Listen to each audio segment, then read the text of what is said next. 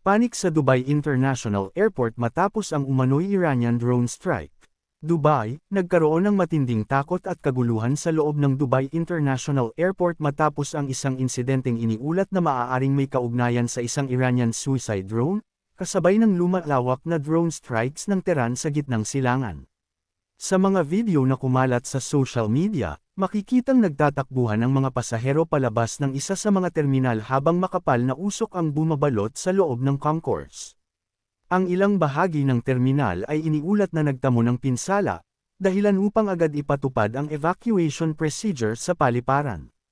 Kinumpirma ng pamunuan ng Dubai Airports na isang concourse sa Dubai International Airport ang nagtamo ng minor damage sa isang insidente na mabilis umanong nakonte ng emergency response teams. Ayon sa kanilang pahayag, 4 na miyembro ng staff ang nasugatan at agad na nabigyan ng medikal na atensyon. Patuloy ang koordinasyon sa mga awtoridad habang iniimbestigahan ang pangyayari. Ang insidente ay naganap sa gitna ng tumitinding tensyon sa rehiyon, kung saan iniulat na naglunsad ang Iran ng mga unmanned aerial vehicle, UAV, strikes bilang tugon sa naunang airstrikes ng Estados Unidos. Bagamat wala pang opisyal na detalyadong kumpirmasyon hinggil sa eksaktong pinagmulan ng drone na tumama sa paliparan, ang timing ng insidente ay nagpalalim sa pangamba na maaaring lumawak ang saklaw ng sigalot. Ang Dubai International Airport ay isa sa pinakaabalang paliparan sa mundo at pangunahing transit hub para sa international travel at logistics. Anumang disruption sa operasyon nito ay may agarang epekto sa pandaigdigang biyahe at ekonomiya. Sa kasalukuyan, sinusuri ang lawak ng pinsala sa terminal at ang posibleng epekto sa flight operations. Patuloy din ang masusing investigasyon upang matukoy ang buong detalye ng insidente. Habang nananatiling mataas ang alerto sa gitnang silangan, ang pangyayaring ito ay nagsisilbing paalala kung gaano kabilis maapektuhan ang sibilyang infrastruktura kapag tumitindi ang tensyon sa pagitan ng mga estado. Panik sa Dubai International Airport matapos ang umano'y Iranian drone strike. Dubai, nagkaroon ng matinding takot at kaguluhan sa loob ng Dubai International Airport matapos ang isang insidenteng iniulat na maaaring may kaugnayan sa isang Iranian suicide drone, kasabay ng lumalawak na drone strikes ng Tehran sa gitnang silangan. Sa mga video na kumalat sa social media, makikitang nagtatakbuhan ang mga pasahero palabas ng isa sa mga terminal habang makapal na usok ang bumabalot sa loob ng concourse.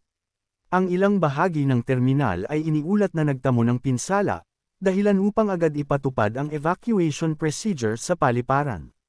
Kinumpirma ng pamunuan ng Dubai Airports na isang concourse sa Dubai International Airport ang nagtamo ng minor damage sa isang insidente na mabilis umanong nakonte ng emergency response teams. Ayon sa kanilang pahayag, 4 na miyembro ng staff ang nasugatan at agad na nabigyan ng medikal na atensyon. Patuloy ang koordinasyon sa mga awtoridad habang iniimbestigahan ang pangyayari. Ang insidente ay naganap sa gitna ng tumitinding tensyon sa rehiyon, kung saan iniulat na naglunsad ang Iran ng mga unmanned aerial vehicle, UAV, strikes bilang tugon sa naunang airstrikes ng Estados Unidos.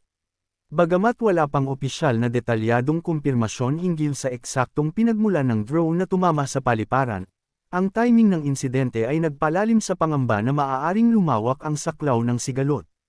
Ang Dubai International Airport ay isa sa pinakaabalang paliparan sa mundo at pangunahing transit hub para sa international travel at logistics. Anumang disruption sa operasyon nito ay may agarang epekto sa pandaigdigang biyahe at ekonomiya. Sa kasalukuyan, sinusuri ang lawak ng pinsala sa terminal at ang posibleng epekto sa flight operations. Patuloy din ang masusing investigasyon upang matukoy ang buong detalye ng insidente. Habang nananatiling mataas ang alerto sa gitnang silangan, ang pangyayaring ito ay nagsisilbing paalala kung gaano kabilis maapektuhan ang sibilyang infrastruktura kapag tumitindi ang tensyon sa pagitan ng mga estado.